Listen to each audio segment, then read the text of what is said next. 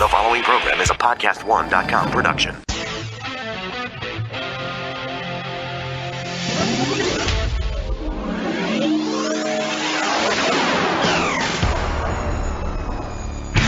Your healthy radio addiction starts now. Power to the people! The Laura Ingraham Show.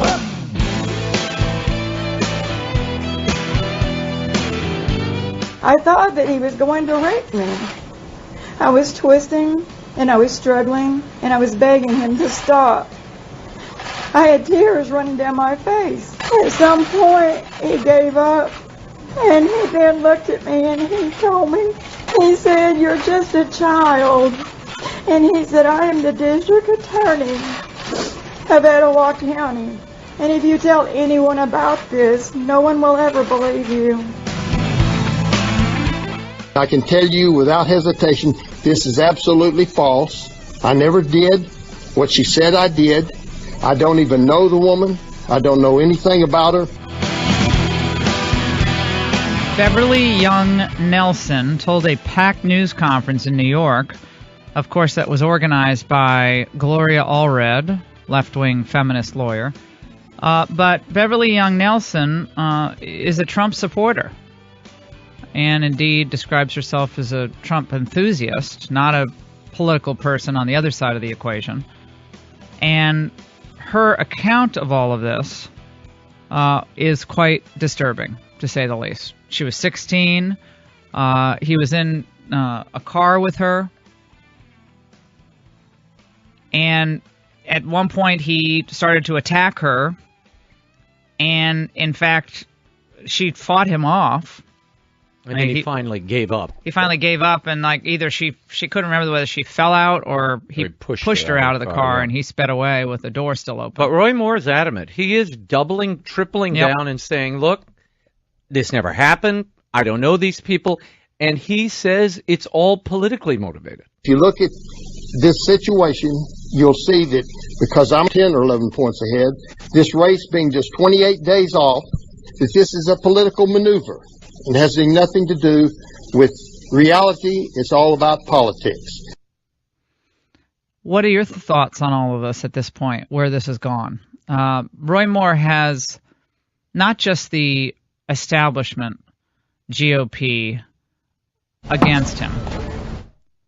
It's not just Mitch McConnell and people like Paul Ryan or Cory Gardner from Colorado. Now others have stepped up. Mike Lee of Utah and Ted Cruz have both decided to distance themselves from Roy Moore. And I think the Republicans see a time bomb ticking. Now, there are 2 points to be made here. Number one, and I made this last night on the Ingraham angle, people coming many, many years later, it's really hard to judge the veracity of something. It's 30, almost 40 years ago. It's hard. That's on the one hand. On the other hand, does there seem to be a pattern developing among women who were afraid to speak out because they were young? They were 14 in one case, 16 in another. Others are older, and they don't claim or allege attacks like this. A report in the New Yorker yesterday also indicated that Roy Moore, according to a number of people, was banned from the Gadsden Mall in Alabama because he was known allegedly to cruise the mall for teenagers, basically for kids. Yeah, there are a number of interviews now, people saying, far back in the 80s and the 90s, they were warned about him and going to the mall. But again, he claims this is all politically motivated. But I will tell you, this second accuser, or now the fifth accuser, if you tally them all up, she has created a real firestorm. A number of senators have withdrawn their endorsement, everybody from Cornyn to Bill Cassidy to Mike Lee, even Ted Cruz. And that's all based on the second accuser because she does sound awfully credible. Yeah, the description, I felt the way I felt about Juanita Broderick when I heard her comments. The way she told it, the way she expressed herself and about her story. Now, we don't know. This is a problem with this kind of crime, that the victim is often just afraid to speak out. Now, are there victims who make things up? Of course there are. But is this a pattern of behavior, and do the people of Alabama have to really think this through? And on the one hand, it seems like it's really well timed right before the election to maximum damage to the Republican Party. The Washington Post initiated this reporting, then the New Yorker, and then Gloria Allred, and apparently there will be others. They hate Roy Moore for various reasons. There's a double standard involved. Look at when the stories about Menendez and started bubbling up in the media stratosphere. It was initially said that Menendez actually was with underage prostitutes in the Dominican Republic and went there to have sexual relations with them. And then that was kind of dropped out of the federal case. That was an allegation. Now, I don't remember the national media. I mean, they covered it, but it's not like this. It's not like this. Now, is that a double standard? Of course it's a double standard. Look at what they did. I brought on Juanita Broderick last night on Fox.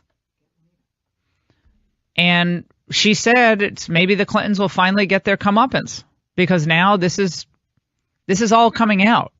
And people didn't believe her at the time. Now more people are believing her. Will there be any hell to pay for the Clintons? They have hundreds of millions of dollars. What's going to happen to them now? I mean, they're at the end of their life.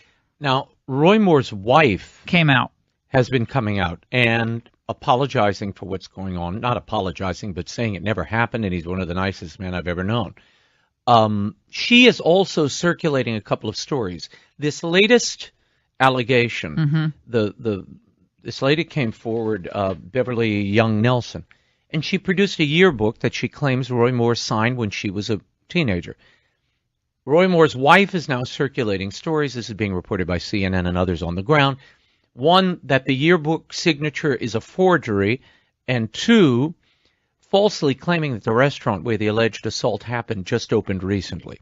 That's not true. That restaurant's been there a long time. But whether or not the signature is a forgery, who knows? This is Mrs. Moore. I've been married to this man for 32 years. We've been together for 33 altogether. He has never one time lifted a finger to me. He is the most gentle, most kind man that I have ever known in my life. Well, and she's saying it's a fake signature in the yearbook. Yeah, Kayla Moore is pointing to the date, 1977, that he was not DA in 1977. He was assistant district attorney in 1979, I believe. Yeah, I think he was assistant throughout his career there. He never made district attorney, but but you never know. People always. I mean, there are people who fake their credentials all the time and who say things, particularly to young, impressionable people who don't know better. So who knows? I mean, who knows what he wrote in the yearbook, or if he wrote in the yearbook at all? The question really, and this entire question will be settled ultimately by the people of Alabama. Do you, people of Alabama, and I know a lot of you listen in Tuscaloosa, in Mobile, in Birmingham, do you feel that this story is credible, and does it change in any way your vote?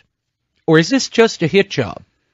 And then we'll get into later what the Senate is talking about. George Will has written a piece. Roy Moore is an embarrassment. Doug Jones deserves to win. As a second-year law student, he's talking about Doug Jones, who's the Democrat running up against Roy Moore.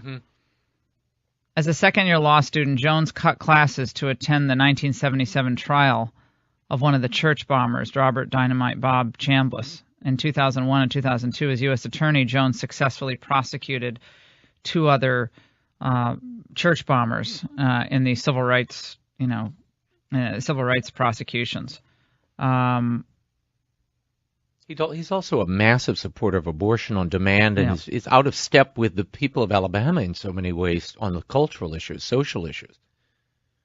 Today, this son of a steelworker stands between Roy Moore and Elmer Gantry, mixing piety and cupidity.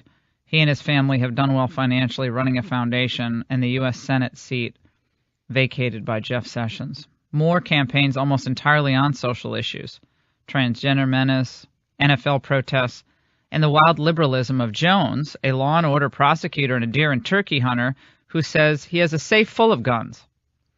Jones's grandfathers were members of the mine workers and steel workers unions. Birmingham, surrounded by coal and iron ore, was Pittsburgh. It was a steel city, almost before Pittsburgh was. Jones hopes economic and health care issues matter more. So George Will is talking about the evangelical Christians who will support more no matter what these allegations amount to. And of course, someone like a George Will or a Mitch McConnell, truth be told, they find Roy Moore, even aside from these allegations, very icky. He's an icky person for the establishment, more genteel Republicans. He is a guy who campaigns on these social issues, and that's why he's kind of a folk hero in Alabama. He's also right now running a race that's really not a campaign. He's not really running a campaign. He has no money.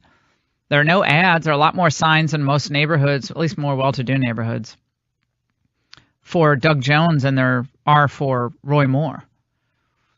So I think we have to look at this, and I tried to do this last night on Fox, and if you watched the Ingraham angle last night and you saw our discussion, I talked with Juanita Broderick and with Harmeet Dillon, who's a civil rights attorney and she's an old pal of mine. She went to Dartmouth and UVA Law School, brilliant young woman. She spoke at the Republican convention. She actually did one of the prayers at the convention. She's a Sikh American. She's an Indian from India.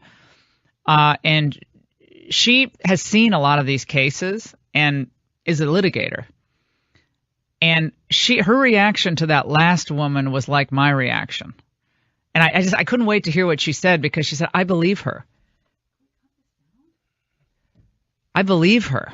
I just think that there's something about her story that seems to ring true. And again, setting aside it's Roy Moore being accused. Setting aside it's an important Senate race. If you just saw her yesterday tell her story, women or men, would you think she was lying or not? My antenna is not perfect, believe me. I've misjudged people in the past. But on these types of things, especially victims' statements, I don't know, I think a lot of women have really good radar about other women. I tend to believe her. That's my sense, and maybe I'm wrong. That's my opinion.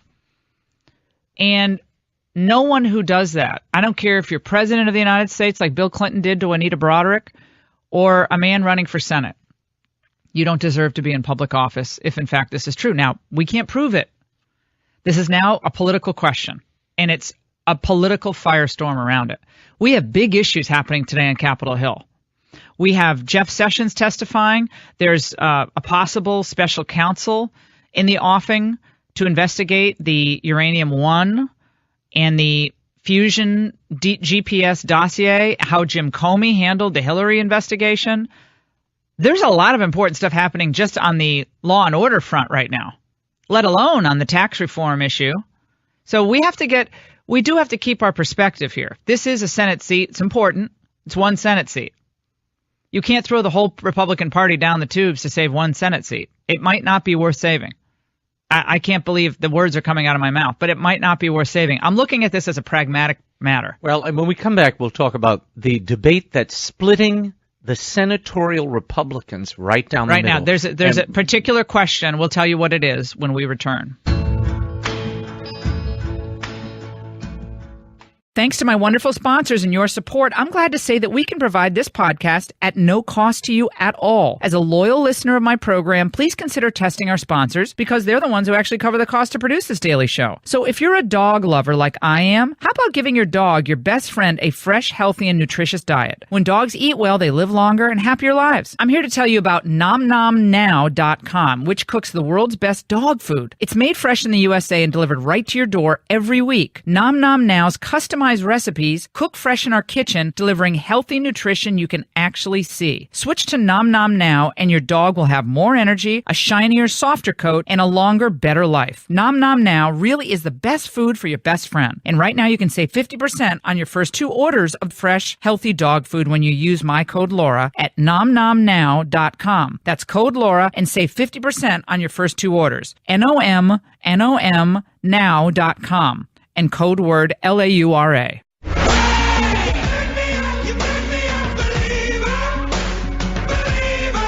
Do you think, Juanita, after all these years, and you see these accusers now coming forward on Roy Moore, that in a very odd way, your case, even though it was only Lisa Myers at NBC and a few short articles about your situation with Clinton, that we're actually advancing on this issue and this topic, or is it still just all about politics in the end when it comes to politicians? Well, I think in this situation we're actually advancing. I feel like people are starting to believe. I think people are starting to believe and realize that I was truly sexually assaulted by Bill Clinton. You're listening to the Laura Ingraham Show, 855-40-LAURA. Jeff Sessions is likely to face some tough questions today on Russia and anyone in contact with WikiLeaks after Donnie Trump Jr. dumped out all his emails yesterday to WikiLeaks. I don't have anything to hide. Here, look at my emails. And we're going to try to get him on TV this week and see if we can chat with him. The president is wrapping up his tour to Asia, which was historic. Incredible trip in China, moving on to Vietnam and the Philippines. I personally wouldn't have been so close to Duterte, who himself is a total thug. So I don't know why we had to kind of sidle up to him. I mean, yeah, he's killing off ISIS in his country, the ISIS offshoot, Abu Sayyaf, which is the Philippines-based Muslim and radical terrorist group. However, Duterte is also systematically exterminating drug abusers. He's going around killing drug addicts. I mean, Cheryl Atkinson did an unbelievable report on this Sunday on her show. What is her show called? Oh, I always forget her show name. Something. All Sides or no, I don't know, but it's a good show. It's on Sunday morning. It's a great show. But she did a really interesting report about the Philippines leader and what he's doing when he cracks down on drugs. And so I guess the president asked him a little bit about human rights violations, but Chris in Arizona on line 3 is calling in about the interview with the 5th Roy Moore accuser, her statement yesterday with Gloria Allred. Chris, you were not convinced. Tell us. Well, I didn't see any real tears coming out of her eyes. If you look back at Juanita Broderick when she was telling her story, welling up, tears everywhere, buckets of tears. This woman couldn't work a tear out of her eye to save her soul.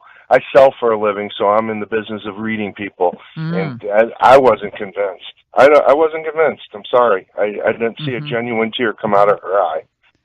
Well, maybe she didn't have any tears left to cry. I can't judge on the basis of whether someone cries or not. Sometimes if I'm really upset, I don't cry. Maybe most people would. I don't know. And I don't.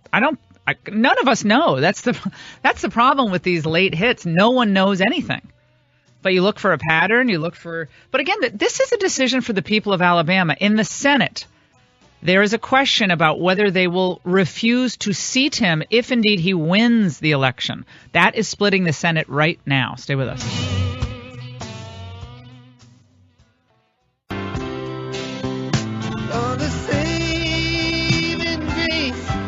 This is a country based on justice and on a person's innocent until proven guilty, and that stuff needs to sort itself out. If he went to the Lord, whatever, and asked for forgiveness for that, and hasn't done anything like that, and since then, I believe that if the good Lord's forgiven him as a Christian, I have to forgive him. Alabama voters sounding off on the Roy Moore controversy. Another accuser came forward yesterday. Beverly Young Nelson held a press conference in New York again alleging that she was groped as a young girl at 14, and this is causing a firestorm all over Washington, D.C. What is it doing in Alabama? How might it change this race or not? We're joined by Steve Flowers. He's an Alabama political columnist, commentator, historian. Steve, thanks for being with us on the Laura Ingraham Show. Thank you. Now, what is the reaction? What are you hearing? Are those bites we played earlier, is that similar to what you're hearing on the ground, that Alabamans are saying, you know what, we hear this stuff, but we think it's politically motivated? Well, you hear it from more supporters. Let me say this. Our polling indicates that Moore is not, the majority of Alabamians do not support Roy Moore. If you did a poll of the entire electorate, he has a 30% hardcore support and 70% do not like him. And so that is among Republican voters.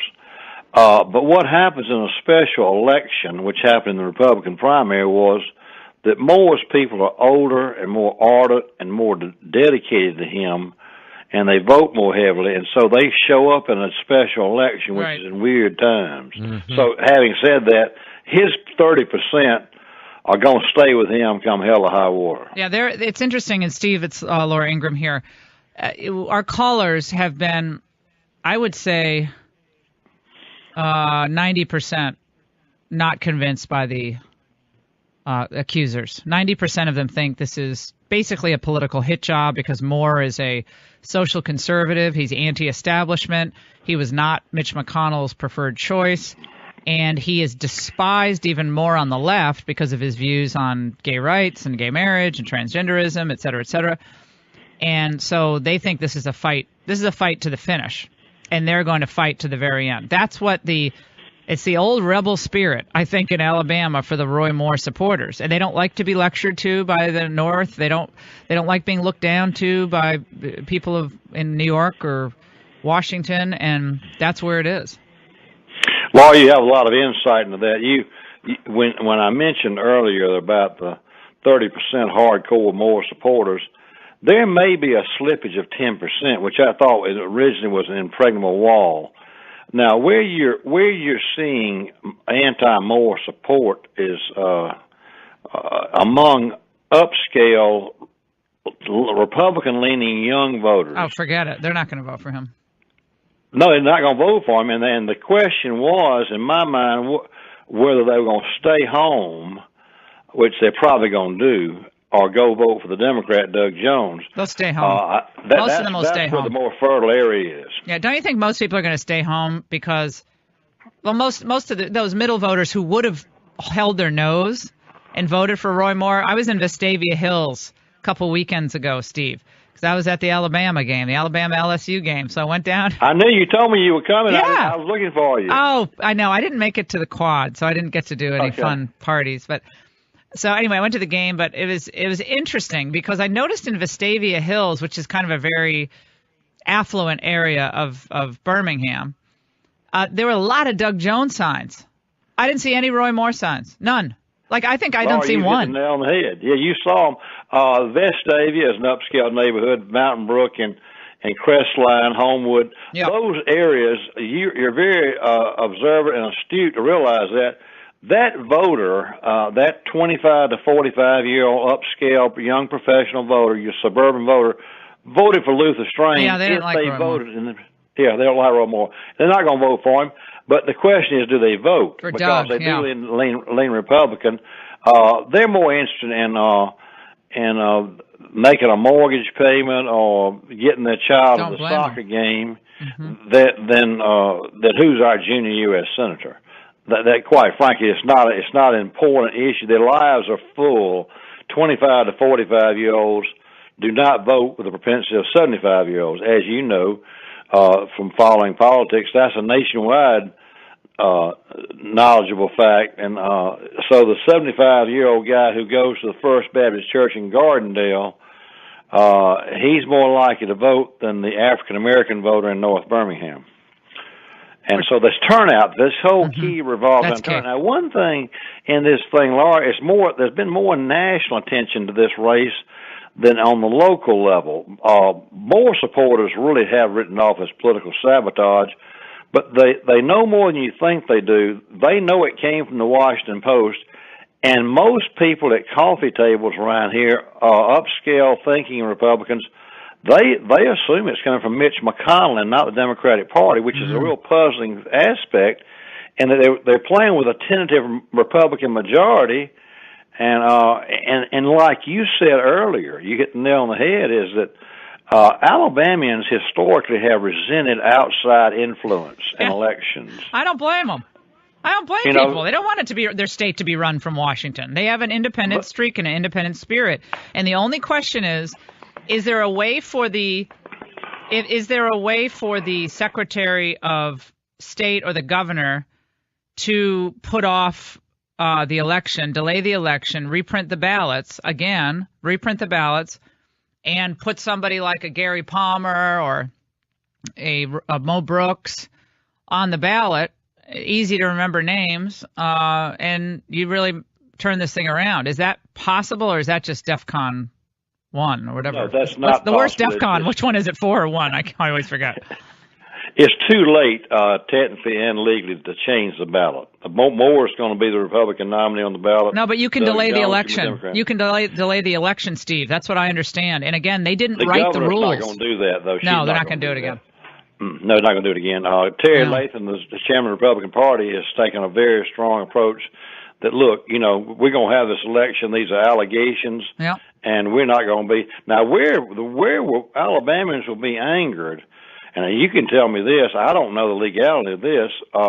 You're having some of this Mitch McConnell crowd saying they wouldn't seat him. Now, if Alabamians, even though it's a special election and only 20% of people vote and vote for Moore, if he wins, and to not seat a Republican, I just can't comprehend that, or how they could legally do that.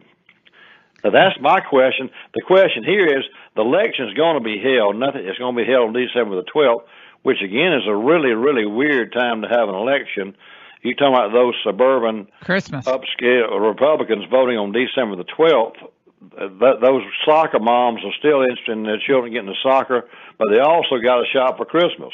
So the likelihood of them showing a vote is very unlikely. But the question is, McConnell was adamantly yesterday saying that he can't support and doesn't want to seat more and this sort of thing. That sort of thing resonates with Alabama. They don't like that. They don't like that. And again, the people of Alabama, it's in their hands. You shouldn't have the heavies unless it's a legal question and he has been adjudged legally liable. Then you could have a possible move to expel someone from the Senate. But there has to be in my view, for this not to look like an illegitimate power grab from the feds, it has to be a legal disposition against someone who they want to take action against, in my view. Now, I'm not an expert in the parliamentarian ways of Congress, but we're going to be looking into this issue very closely. And finally, I just want to ask you one more question, Steve. Doug Jones, he hasn't had to defend himself at all. George Will wrote this glowing column about him today saying he's a son of a steel worker and he, hunts turkey and he's basically painting him as kind of a middle of the road liberal for Alabama. What is the truth about Doug Jones and just how far out of the mainstream GOP his views are? He is, I've known him since college. He is a yellow dog, a real true liberal Democrat. He's been an Obama delegate. He's been a Clinton delegate. He's never deviated. He proudly, and if you go to his website, you can see this, espouses the most liberal position on abortion, on immigration, on Terrible. On every litmus test issue: abortion, immigration, transgenders, gays in the military, gay marriage. He espouses the exact national Democratic policy. He's never deviated from it. And we'd be electing a senator that would be a liberal as the New York or California senator. I mean, Doug Jones is a good guy. He comes across, he is a son of a steel worker. He's run an excellent campaign. And where Moore is being hurt is there's no campaign. He can't campaign and tell people who Jones is. Jones is running ads espousing himself as a middle of the road, regular old guy who's son of a steel worker, and he comes across as a regular looking guy, but the fact of the matter is the guy's a liberal, and especially liberal by Alabama standards. Well, we're going to be in touch with you next week, Steve, following this. It's such an important inflection point for the country, and I think there's a lot of different conflicts and a lot of different strains and strands in this fact pattern. Late in the game accusers, Gloria Allred, and you got the Washington Post, and then you have the establishment GOP. And you got Roy Moore, the firebrand, going all the way back to the Supreme Court and the Ten Commandments statue he moved, and all they want it moved out. It says all these issues. He represents kind of the worst nightmare for the left. He is kind of a modern day, would you call him like a modern day Strom Thurmond for Democrats? I mean, that's what they. Well, yeah, sort I'd of. say I don't know what you would compare him to, but that outfit he wore the night before the primary doesn't help me either. With that cowboy hat and vest and little gun. They show that every night on Colbert. Yep. I didn't get that. The only thing missing there was one of those little horses outside the supermarket where you put a quarter in, Steve, and you get the ride. I remember those little horses. I love that horse. My mother was like, "We can't afford the horse." Steve's coughing himself to death over there across the line. But those little horsies? Maybe we should send one over to him. Anyway, it's a tough deal. It's a tough deal. It's the last thing Alabama wanted or needed, I can tell you that. Steve Flowers, Alabama political columnist, commentator, historian. Steve, you take care. Thank you so much for joining us. We have a lot more to get to on the Laura Ingraham Show. And your calls on this, do you believe the accusers or not? Is this an orchestrated establishment hit job or not? I'll play you some of the best moments from last night's Ingraham angle. A couple of guests were incredibly interesting, including Harmeet Dillon and Juanita Broderick. But remember, Thanksgiving is just 1 week away, and a lot of people are worried, people are going to say, "Oh, you're tired." The worst is when someone says, "Oh, I'm sorry you're so tired." They do say that to me every now and then. But not as often, because I now have Genucel eye lift for brighter, tighter, and younger-looking eyes. And believe me, I need it. I don't get enough sleep, and you all know that. It's a sleep-deprived person like many of you. And others are also giving their testimony as to why Genucel has worked. And Mary in Fort Collins, Colorado, wrote to Genucel, and she said she tried the eye lift just on her right eye. I guess some people have one eye that's a little lower than the other. And the next day at work, she said everybody said her right eye looked better, and she couldn't believe it. Well, ladies and gentlemen, Chamonix's best sale of the year just got better until Thanksgiving. You order the Genucel treatment for bags and puffiness and get the brand new Genucel eyelid lift absolutely free. And for results fast, the Genucel Immediate Effects is also free. All you need to do is go to Genucel.com. That's Genucel.com, or call them 800-480-5206. That's 800-480-5206.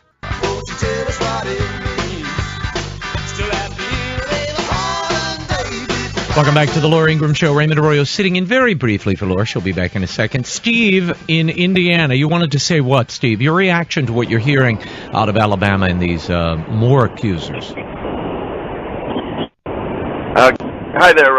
Thank you very much for taking my call.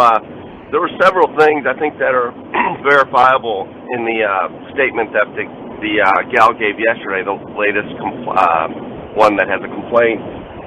First of all, she showed a yearbook that shows him signing this, and he signs it with love. Ray Moore gives his title and also the location. Right. First of all, I think it's incredibly creepy that a 32-year-old guy who doesn't even know a girl at a restaurant would sign it love. I think that's very bizarre. But this woman said that she's a Trump voter. She said that she shared this story with 3 other family members over the course of the last 5 years. Also, the fact that the judge stated that he has no idea where this restaurant is or anything about it, which is hard to believe in a small town, and he's an elected official there. That's very hard to believe. Well, the family, Roy Moore's family, is contending, his wife is on Facebook and other places, that it may have been fraudulent, that might not be his signature, there. I've seen some who say, look, they're two different inks, and if you look at it in color, the photographer snapped the pictures, half of it is in black ink, but the last name, Moore, and the date and the location is written in blue ink. Now, maybe the accuser annotated it later to commemorate the time. Okay, 1977. And maybe he just signed, a more beautiful girl I couldn't imagine, wishing Merry Christmas to, Love, Roy. And that's all he signed. And the more and everything subsequent was written later. But we don't know. It's so many years later. You're talking 40 years later. It is hard to discern. Terry, Florida, you say what? I say that I find it very telling that this woman had to read every account of what happened that day, that she was choked and this. She read every single word from a piece of paper, okay?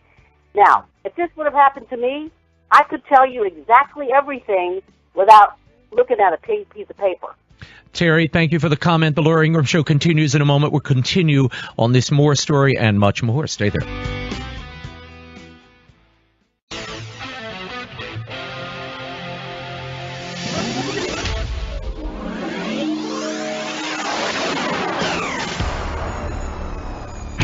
Your healthy radio addiction starts now. Power to the people! The Laura Ingraham Show.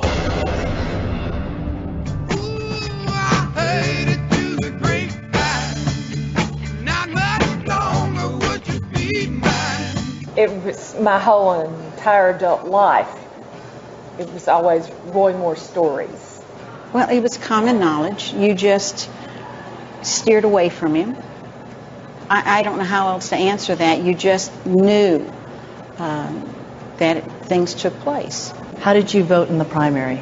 I voted for Roy Moore. What happens on December 12th? Before I'm a Republican, I'm a mother of daughters. I can't vote for him now.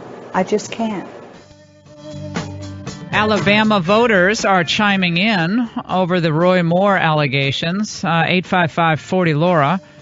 We have a lot more news to get to. Jeff Sessions just showing up on Capitol Hill.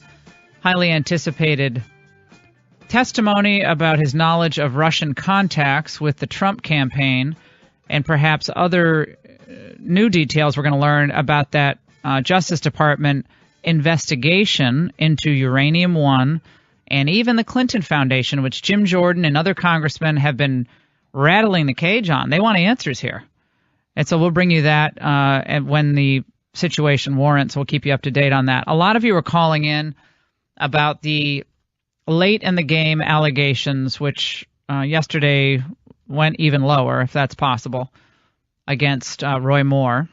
And the allegations are that basically he had a problem with post-pubescent girls, and he, this new woman says he, basically tried to rape her, and she escaped from his car, and he kind of burned rubber in the parking lot.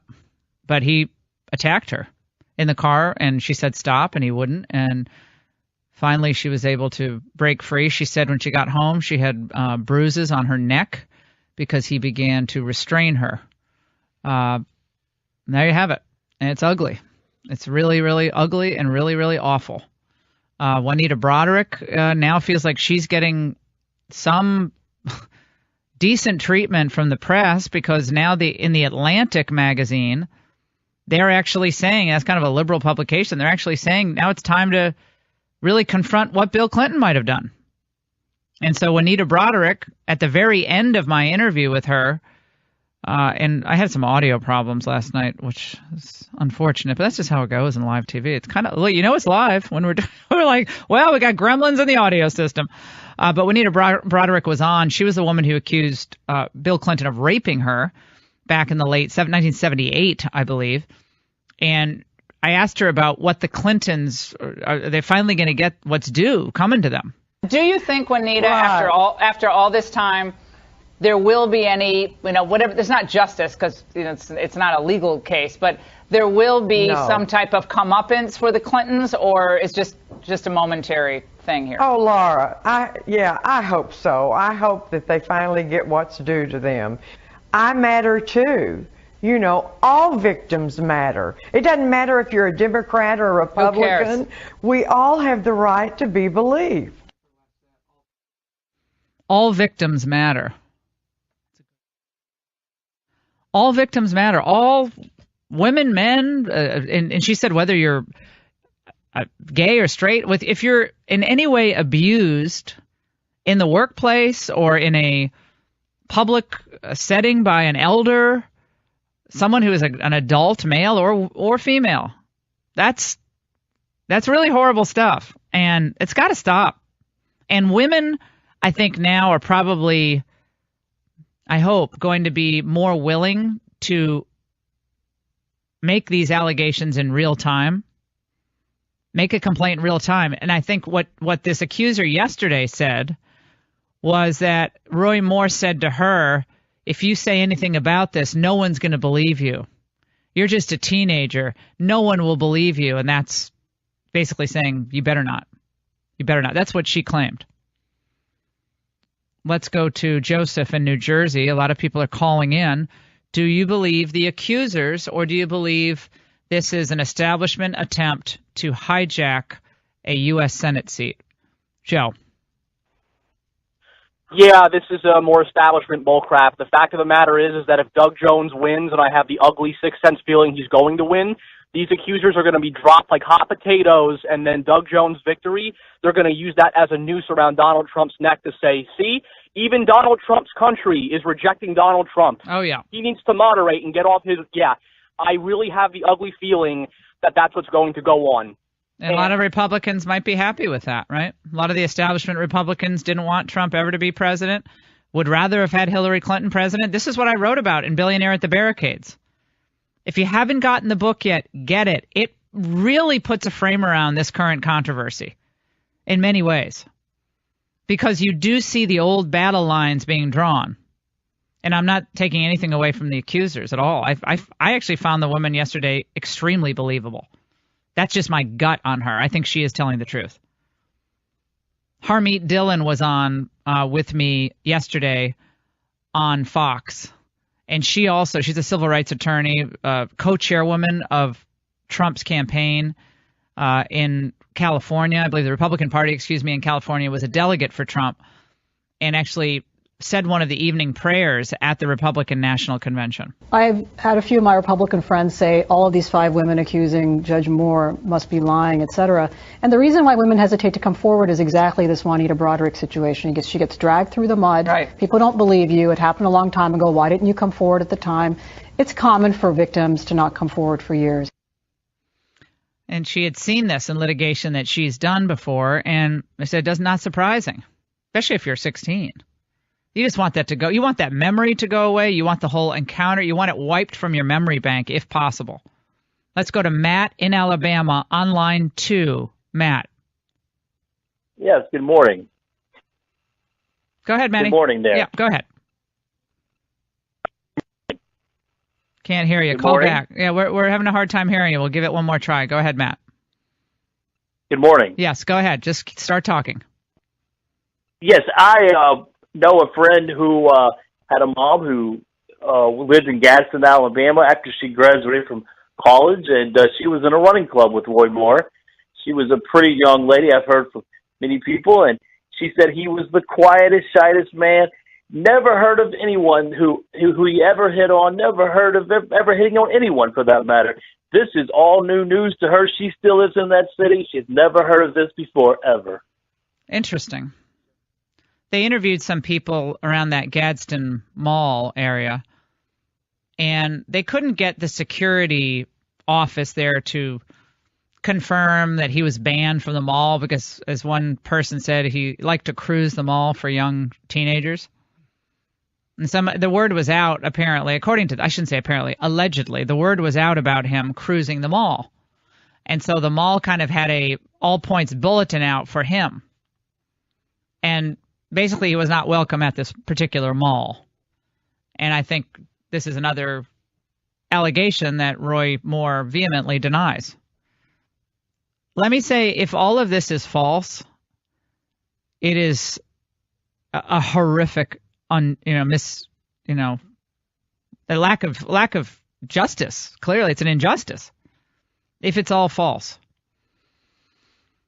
It's just, I mean, coming forward with a lawyer and giving a statement, like other people have lied. I mean, that's true. People brought this up last night, and you had the Duke lacrosse rape case. You had the Rolling Stone story about that fraternity at UVA, which was false. You've had other false accusations on hate crimes that we think are horrible hate crimes, where they write graffiti on a church door. It turns out it's not who they thought it was, so it was kind of a hoax or an attempt to inflame an already difficult situation. So there are cases where people make stuff up. The question is all of this made up? Not all of it was a crime in Alabama. We have to remember that. People lose sight of this. If you're 17 and 18, even 16 was hard to believe. In Alabama in 1979, and I think even today, the age of consent, I believe, is still 16. And again, for us, we hear that like, what? It's lunacy. But maybe not for them. It wasn't. Let's go to Keith in Florida. Line 4. Welcome, Keith. Hi, yeah. Before I get to my actual point, I want to point out that Allred tried to pull this on President Trump during the election, where she had someone who claimed he raped her.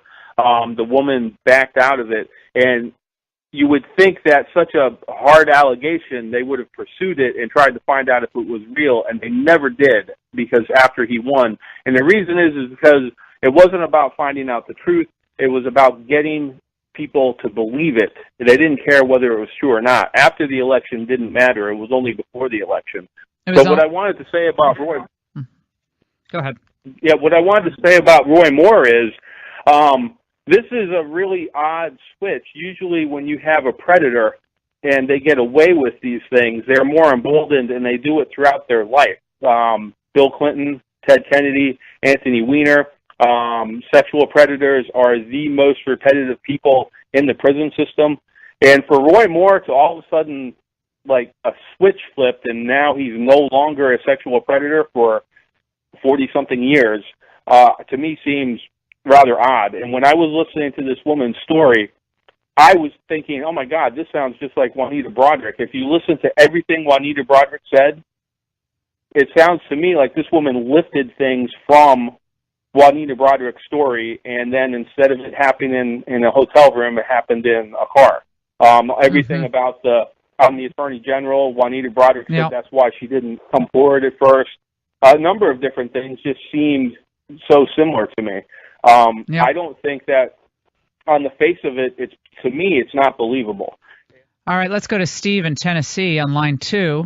I want to hear from women, too, on this. I don't want to just hear from men because, again, there are a lot of different elements to these allegations, and there is politics involved. Do not think for a moment that politics isn't a big, big part of this. And I'm not focusing on the accusers. I'm thinking about the reaction to the accusers. There are people who want to make a lot of political hay of this for their own personal agendas. I'd like to know the facts, understanding that you can't know the facts 38 years later. It's impossible pretty much to know the facts unless Roy Moore comes forward and says, I'll take a lie detector test. And, maybe that's what he has to do, take a lie detector test. And so do all the women. All right, would that solve it? Well, maybe. Make it more likely that someone's telling the truth or not, I suppose. I'm not an expert in lie detector tests. Steve, go ahead, my friend. Sorry for the long-winded intro to you. Go ahead. This is nothing but a blatant attempt by the establishment to hijack, like you said, a Senate seat. I tell you what, maybe Judge Moore ought to go on Dr. Phil. That might clear it up. I'd love Dr. Phil to do this. That's a good idea. Let's go to Ray in Arizona on line 1. Ray, welcome. Hello, Laura. Hey, you're not going to find out the truth whether Moore did it or didn't do it, especially before the election. But you definitely do see that the same bunch of senators are the same bunch that didn't do anything about the Obamacare, didn't do anything about anything of the problems at Clinton's. And, every time this bunch of senators get up there, I'm starting to feel like you might as well just go the opposite direction. These guys are the ones that are hurting the case more than anything. I wouldn't have those guys on my side no matter what.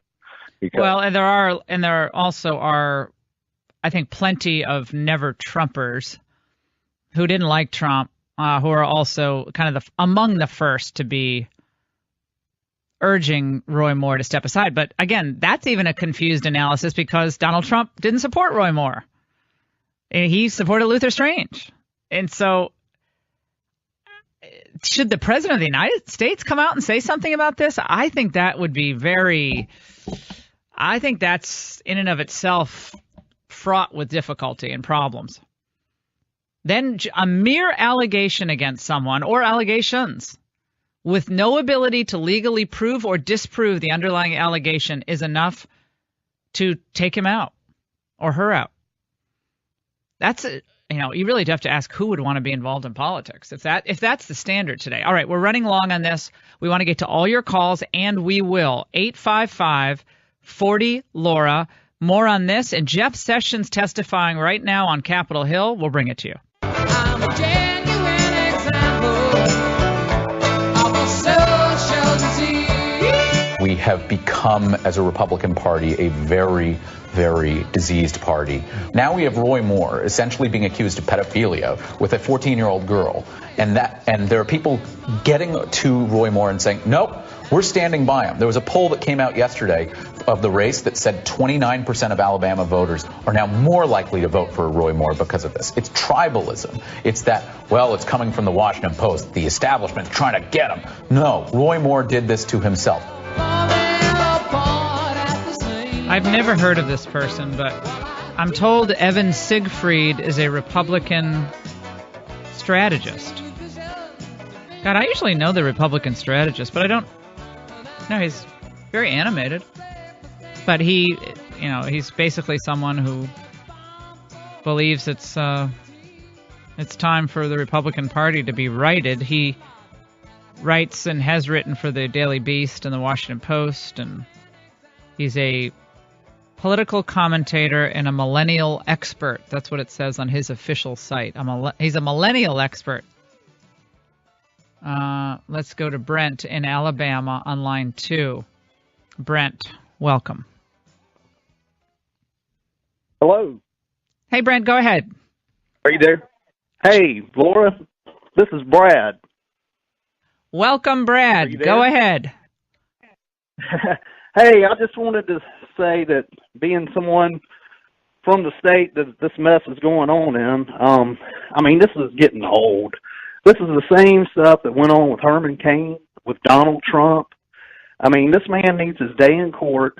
Let the voters of Alabama decide, just like we were going to decide before this all came out. And let the voters decide. It isn't a national question unless the national party makes it one.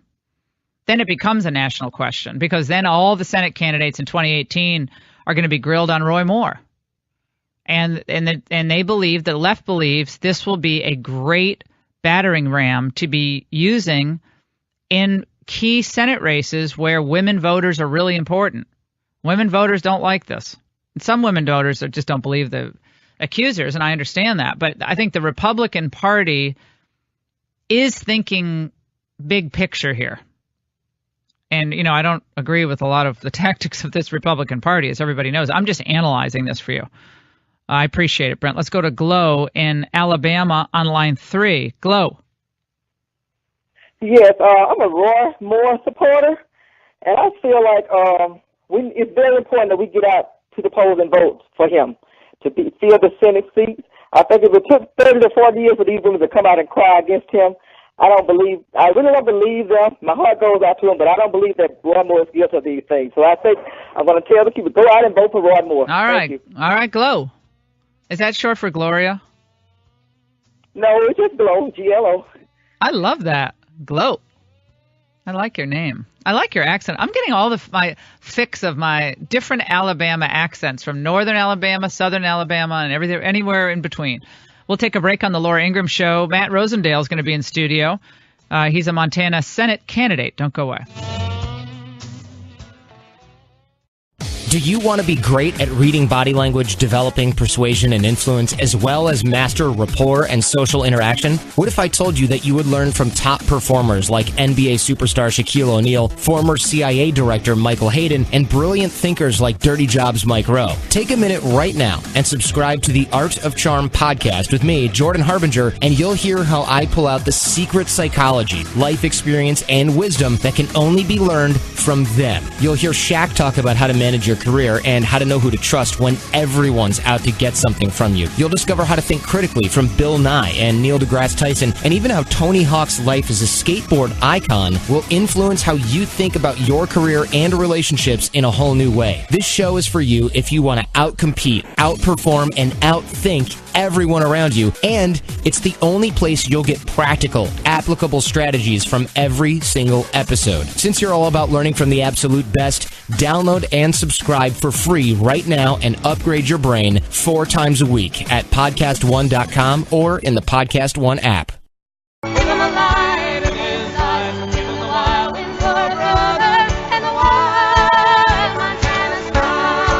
Back on the Laura Ingraham Show, we're thinking of 2018 and what might be coming down the road as far as Senate races and challenges to Republican incumbents, Democrat incumbents. Everyone was focused on the races in Virginia and New Jersey, the off-year gubernatorial races. And, of course, a lot of people now focused on the special election in Alabama. I'm going to get to your calls on that.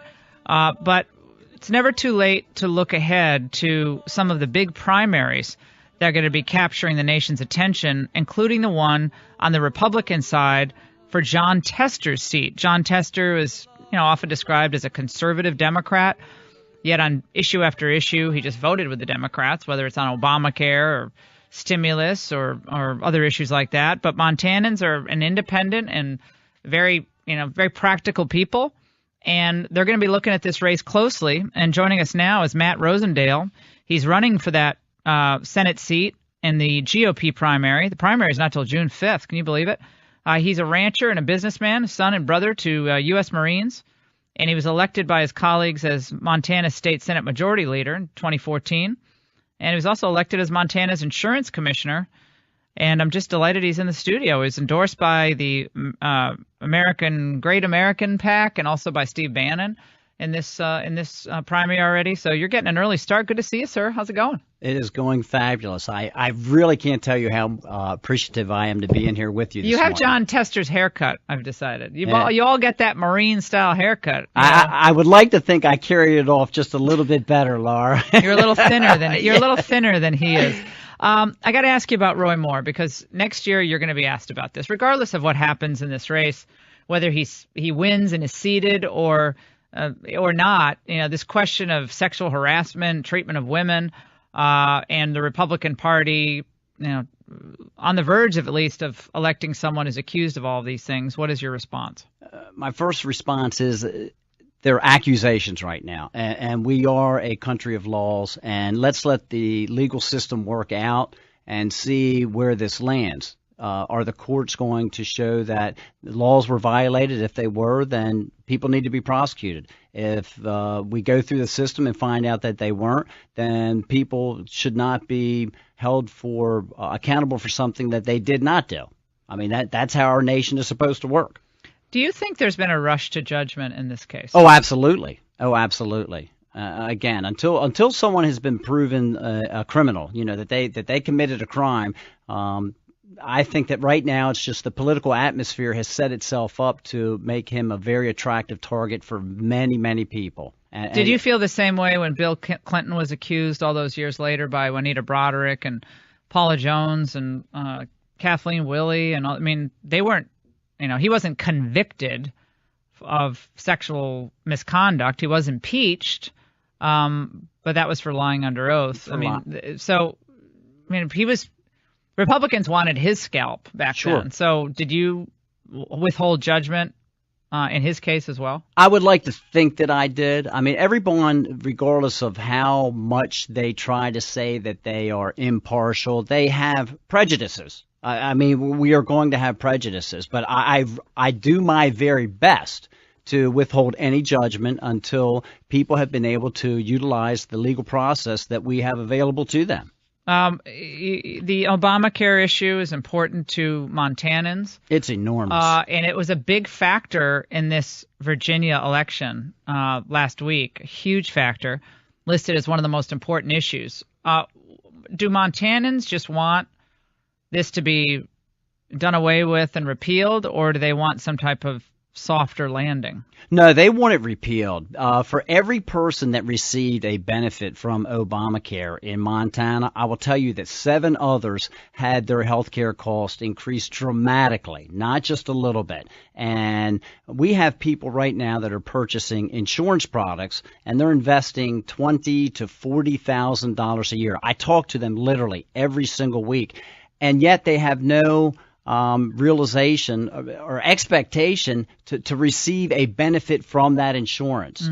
It's almost like false advertising. So they're paying exorbitant premiums. They have these tremendous deductibles. Their total investment through the course of the year is $20,000 to $40,000, and it's really just a just-in-case policy. And so I have tried to focus on making sure that many other options are available to folks so that they can accommodate their health care needs in a way that recognizes their budget, their personal health care needs, and their personal choices. We have personal choices that are involved with this as well. We're talking to Matt Rosendale, who is a Republican primary candidate for John Tester's Senate seat. It would be a Republican pickup if indeed the GOP can win that seat. The most important issue in my mind right now in the Republican Party is showing that they can govern the country, showing that they can actually get things done on the Trump agenda. Tax cuts, real tax cuts were part of that. Obamacare they couldn't pull off. Done very little in the way of big legislative achievements. In your mind, what is the most important thing that the GOP needs to do if it's going to be in a position to pick up a Montana Senate seat? Well, I personally felt that it was the repeal of Obamacare. Recognizing okay, that's gone. They that's didn't repeal gone. it. Exactly. Maybe they'll figure it out now, but exactly. So now they have to drop back and punt and make sure that they do push something through on tax reform. But it has to be real tax reform. We have to provide relief to people. If you're not providing relief for people, then you really haven't provided tax reform. We have to simplify the system, and we have to show the general public that there's a decrease in revenue that's being collected. If you don't do that, then you have not reduced taxation. We're talking to Matt Rosendale here on the Laura Ingraham Show. We have a lot of people on the line. Montana is known as, I mean, in my mind and heart, is one of the most, it's just a spectacularly beautiful state. It's huge. It's a massive state. Don't try campaigning across it. Oh, no. It's a massive state, and if you've never had the chance to go, I would say please try to find the time to do it. James, this would be a good road trip for your family, by the way. It sounds like a great idea. You would love it, James. It is so beautiful. You get in a car. I'll rent your vehicle for you. I'll rent your vehicle. Get a little RV. I'll send you this summer. Okay, that's my birthday present to you. Let's do it. Yeah. I've seen more vehicles today. Of course, I'm going to come. You're going to see me with my red floppy hat and my sunglasses. Hi, James. I just thought I'd join you for some of your vacation. Now you've already committed to come. New Jersey boy is going to love Montana. You've already committed to come. So I've got that on air, on the recording that you committed to come to Montana. I haven't been in a couple of years. I usually go to Flathead Lake and up to Kalispell, that area. And I don't know Bozeman. I don't know incredibly beautiful parts of Montana at all. And I have so many friends that live there full time now or have moved there, and it's breathtakingly beautiful. It really is. It's to be someone running for office from that state and then come in here to Washington D.C. with the traffic, with the congestion, with the bureaucracy. I mean, I don't think they know how to deal with people like you. I really don't. I think you come here to Washington like, oh yeah, cowboy rancher type. You don't know what the heck you're doing. And in fact, you probably can fix things with your hands. You probably can. If something goes down, you could probably be there and defend your family and get it done. And that's what in my view, that's what the great West and the great outdoors usually brings us with good Americans. 35% of our state is federal public lands, Wow. okay? So you talk about these folks up here don't understand it. That is exactly right. So please don't visit us in July or August because that's fire season and you won't be able to see our beautiful grandeur because it is so choked with smoke because the forest land has been so mismanaged by the federal government that once these fires begin, there's so much fuel that they continue to burn. So you should have done controlled burns and Logging. Logging. What do you think? Maybe Yeah. we should take some of that timber out of the forest and be able to utilize it for constructing homes. Dwight Eisenhower said that you can't put a man in charge of agriculture that uses a pencil for a plow and lives 1,000 miles away from a cornfield. And that's what we have right now taking place. What do you make of the Mitch McConnell, Paul Ryan leadership of the Republican Party? On the one hand, Mitch McConnell has done, I think, a great job on the judges issue. I mean, we still have a lot of confirmations that need to be done, but he held that seat open on the Supreme Court so Gorsuch could slide in there, which was critical. I don't know who else would have done that, frankly. And he really did that. He did, and I'll tell you something. If you look, he at gets a lot of CRAP from people. Yeah, but that was a tough deal. And if you talk to the people around this nation, one of the most important issues to them in electing Donald Trump was to make sure that he was able to appoint the next Supreme Court justices. So that was the very big part. I mean, we still have expansion of the economy, we still have preservation of our culture, and we still have protection of our nation that are the other three big, as far as I'm concerned, issues that he's trying to pursue and agenda items that he's trying to pursue, and everything else circulates around them. Matt Rosendale, thank you for coming by the studio. You didn't bring us any Montana treats, though. You brought my book, which I'm going to sign. You'll love the book. I just finished it. Oh, you just finished it? I just finished Isn't it? It's a wild ride. I love it. Look, we came of age about the same time. I'm much younger than you, but okay. I said about. Just pretend I'm a lot younger than you. Okay, just give me a break. It's one of those days. I'm really tired. It's one of those days. But no, we really appreciate you stopping by. We're going to be following this race very closely, and I think we are going to show up there in Montana next summer, so you'll have to show us around a little. I will do that. I promise you. All right, Matt, thank you very much. And we'll link up your website on lauraingraham.com and on Facebook. Learn more about Rosendale's campaign. And people think it's too early to talk about these races. No, it is not. You should get to know these candidates, each and every one of them. And it's important. Every seat counts. Alabama is not the only state that's going to be, either winning or losing in the Republican column. And this could be an important pickup for Montana. We'll take a break. 855-40-LAURA. Follow Matt Rosendale by going to our Facebook page and lauraingraham.com. I will not accept and reject accusations that I have ever lied. That is a lie. I have at all times conducted myself honorably and in a manner consistent with the high standards and responsibilities of the office of Attorney General, which I revere. My story has never changed. I've always told the truth, and I've answered every question to the best of my recollection, and I will continue to do so today. Attorney General Jeff Sessions on Capitol Hill just moments ago defending his honor, defending his word, when questioned about whether he had interaction with Russians or any collusion with Russia via surrogates. He said he rejects all accusations that he's ever lied, and he continues to be grilled on the House side.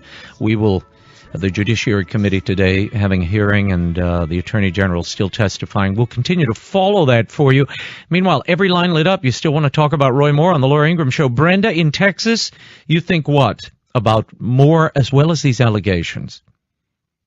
Well, let me get this straight. I just did a quick Google search. Okay. Roy Moore graduated from West Point in '69.